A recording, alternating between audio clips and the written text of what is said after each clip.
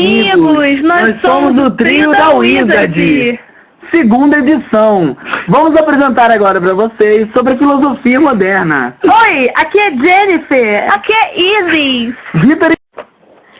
Eu vou começar explicando para vocês sobre a filosofia moderna. Ela caracterizou-se pela ideia de que a presença do divino pode ser pressentida pelo homem, mas não pode ser objetivo de qualquer conhecimento claro. Preocupação com a sistematização lógica dos fatos, valorizando a observação. O ceticismo predominou nessa época. Tudo precisava ser explicado, comprovado. Deus deixou de ser visto como a resposta. Era necessário, mais do que isso, para responder às perguntas da época, quando passaram a recorrer à matemática e à ciência.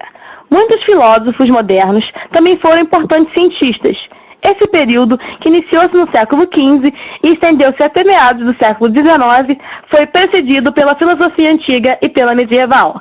A filosofia moderna nasce a partir da comparação das coisas, fazendo nascer a ciência.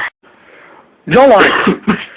Locke rejeitava a doutrina das ideias inatas e afirmava que todas as nossas ideias tinham origem no que era percebido pelos sentidos. Foi considerado o pai do liberalismo, que defende a maximização da liberdade individual diante dos direitos da lei.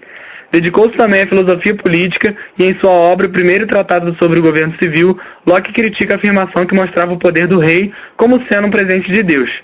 Para Locke, a política é uma invenção humana e não divina. John Locke também teve papel importante no empirismo, que valoriza a experiência como fonte de conhecimento. Para Locke, todas as pessoas nascem sem saber nada e todo o conhecimento que adquirem é através das experiências, tentativas e erros. Os méritos políticos de John Locke são notáveis, pois ele foi, ao mesmo tempo, o teórico da democracia, o pregador da tolerância, um profeta da separação entre a Igreja e o Estado. A necessidade de procurar a verdadeira felicidade é o fundamento da nossa liberdade. John Locke. Olá, queridos amigos! Aqui é a Isis e eu vou explicar para vocês sobre René Descartes. René Descartes.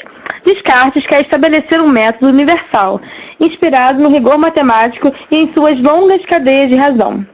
A primeira regra é a evidência, não admitir nenhuma coisa como verdadeira, se não a reconheço evidentemente como tal.